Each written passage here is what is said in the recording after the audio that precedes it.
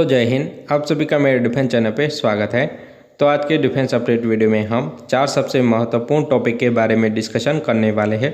तो जो वीडियो की पहली अपडेट है वो तेजस मार्क 2 फाइटर जेट को लेकर आ रही है। तो अभी फिलहाल यह प्रोजेक्ट बीच में ही अटक गया है अमेरिका की बदौलत, और अगर अमेरिका भारत की सभी शर्तों को मानने से इनकार कर देता है और जो GE के F414 INS-6 इंजन की डील है वो एक तरह से नहीं हो पाती है, तो तेजस के लिए कौन सा इंजन बेटर ऑप्शन रहेगा, इसके बारे में हम डिटेल से डिस्कशन करेंगे। इसके अलावा आगे जाके AMC प्रोजेक्ट में भी भारत को कौन सा ऑप्शन सिलेक्ट करना चाहिए जिसकी वजह से आगे जाके AMC प्रोजेक्ट में भी भारत को तकलीफ ना हो। इसके अलावा वीडियो की जो नेक्स्ट अपडेट है वो F-35 फाइटर जेट को लेकर आ रही है। तो अभी फिलहाल अमेरिकी और जो वेस्टर्न एक्सपर्ट है वो बाइडेन एडमिनिस्ट्रेशन को यह सुझाव दे रहे हैं कि जो F-35 फाइटर जेट है वो भारत को ऑफर कर देना चाहिए चाइना को काउंटर करने के लिए, क्योंकि अभी फिलहाल भारत को एक advance 5th generation fighter jet की बहुत ही ज़्यादा ज़रूरत है। इसके अलावा जो वीडियो की थर्ड अपडेट है वो ब्रह्मोस मिसाइल के टेस्ट हाल को लेकर आ रही है। तो अभी फिलहाल भारत के स्वदेशी INS मोरमुगा के द्वारा ब्रह्मोस मिसाइल का एक सफलतापूर्वक टेस्ट हाल कंडक्ट किया गया है। तो इसके अलावा वीडियो की चौथी अपडेट MiG-29K में अस्त्रा मिसाइल के इंटीग्रेशन को लेकर आ रही है। तो इन चारों ही अपडेट के बारे में 1 बाय 1 डिटेल से डिस्कशन करने वाला हूँ। तो अगर आप मेरे डिफेंस चैनल पे नए हैं तो प्लीज़ मेरे डिफेंस चैनल को सब्सक्राइब करें, बेल आइकन दबाना ना भूलें और कमेंट सेक्शन में जय हिंद जय भारत ज़रूर लिखिएगा। इसके अलावा मेरा डिफेंस के रिलेटेड कंटेंट अच्छा लगता है तो मेरे वीडियो को लाइक भी कर दीजिएगा, और इसके अलावा आपको डिफेंस के रिलेटेड कोई भी क्वेश्चन हो तो आप अपना क्वेश्चन कमेंट सेक्शन में ज़रूर लिखिएगा। तो आज के डिफेंस अपडेट वीडियो को शुरू करते हैं। अब सभी को पता होगा कि तेजस मार्क 2 प्रोजेक्ट भारतीय वायुसेना के लिए कितना ज़्यादा महत्वपूर्ण है, क्योंकि जो MRF डील है उसको लेकर भी कोई बड़ा खुलासा नहीं हो रहा है। इसके अलावा भारतीय वायुसेना में से पुराने फाइटर जेट को रिटायरमेंट की प्रोसेस चालू है। तो जो तेजस मार्क 2 प्रोजेक्ट है वो भारतीय वायुसेना के लिए बहुत ही ज़्यादा महत्वपूर्ण हो जाता है, पर अभी फिलहाल इस प्रोजेक्ट के ऊपर होल्ड लग गया है। जब तक बाइडेन एडमिनिस्ट्रेशन के द्वारा GE के F414 INS-6 इंजन के ऊपर अप्रूवल नहीं दिया जाता, तब तक जो हमारी मिनिस्ट्री है उनके द्वारा तेजस मार्क 2 के प्रोटोटाइप डेवलपमेंट के लिए फंड को रिलीज़ नहीं किया जाएगा। तो अभी फिलहाल बाइडेन एडमिनिस्ट्रेशन के द्वारा यह सवाल पूछे गए हैं कि भारत कितने नंबर में इन इंजनों को खरीदेगा। इसके अलावा IP राइट को लेकर भी कई सारे क्वेश्चन पूछे गए हैं।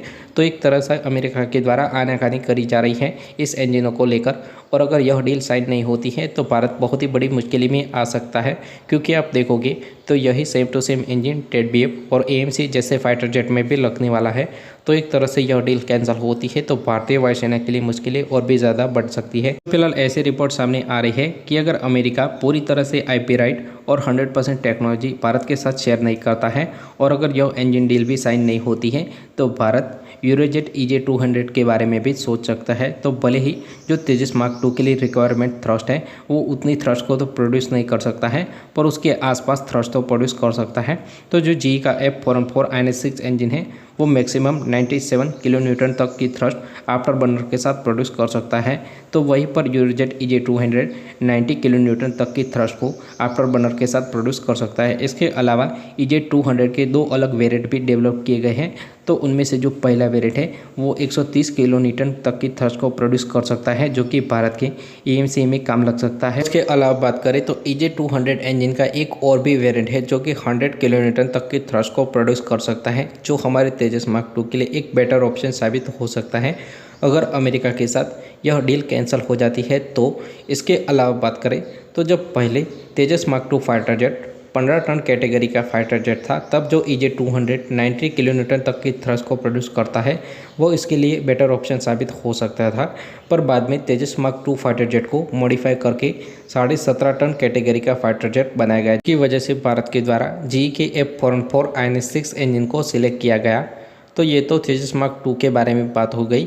इसके अलावा AMC फाइटर जेट में भी GE का F414 INS-6 इंजन लगाने की बात हो रही है। अगर अमेरिका ने 100% टेक्नोलॉजी और IP राइट भारत को देने से इनकार कर दिया तो AMC के लिए भी जो GE के F414 इंजन है उसको लेकर मुश्किलें और भी ज़्यादा बढ़ सकती हैं और भारत को किसी अन्य ऑप्शन के बारे में सोचना भी पड़ सकता है।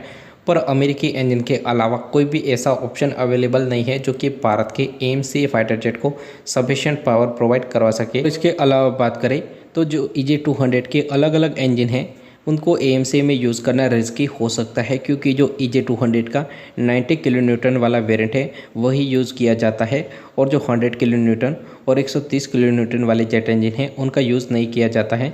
उसके कंपैरिजन में जीई के इंजन के बारे में बात करें तो उसको ऑलरेडी FA80 सुपर हॉर्नेट में यूज़ किया जाता है, जिसकी वजह से इस इंजन की रिलायबिलिटी बहुत ही अच्छी है। इसके अलावा बात करें तो जो EJ200 के अलग अलग ऑप्शन हैं वो कितने ज़्यादा रिलायबल है वो हमको पता नहीं है, तो ANC में इन इंजनों का यूज़ करना बहुत ही ज़्यादा रिस्की हो सकता है। फिलहाल भारतीय वायुसेना के आने वाले सभी फाइटर जेट का फ्यूचर इस फाइटर जेट की डील के ऊपर डिपेंड है, और अगर यह डिफेंस डील साइन नहीं होती है तो भारतीय वायुसेना एक बहुत ही बड़ी मुश्किल में आ सकता है और भारत को तेजस मार्क 2, AMCA और टेडवेव जैसे घातक फाइटर जेट के लिए नए जेट इंजन की तलाश शुरू करनी पड़ सकती है।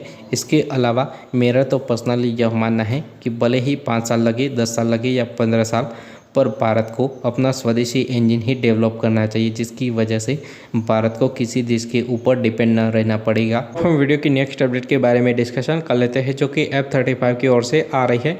तो अभी फिलहाल वेस्टर्न एक्सपर्ट और अमेरिकी एक्सपर्ट के द्वारा बाइडेन एडमिनिस्ट्रेशन को यह सुझाव दिया जा रहा है कि F-35 की पेशकश भारत को की जाए, क्योंकि चाइना के पास 5th जनरेशन फाइटर जेट मौजूद है।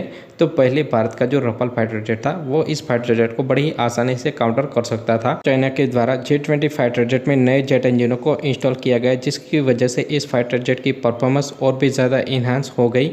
और इसके अलावा चाइना एक बड़े नंबर में 5th जनरेशन फाइटर जेट को ऑपरेट भी कर सकता है, जो कि बड़ी ही आसानी से रफाल को आउट नंबर भी कर सकता है।